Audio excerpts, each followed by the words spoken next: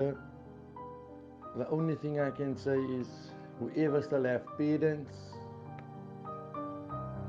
your wife, your spouse,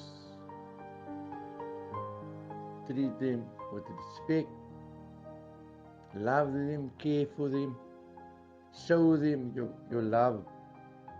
Whenever they're not there no more, you will never have the chance again to say, I love you. I'm so grateful.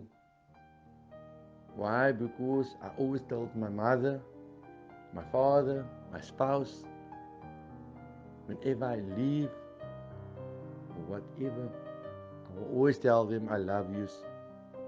Anything can happen. And there Allah proved us anything can happen. You can love that person so much, but in a second that person is gone.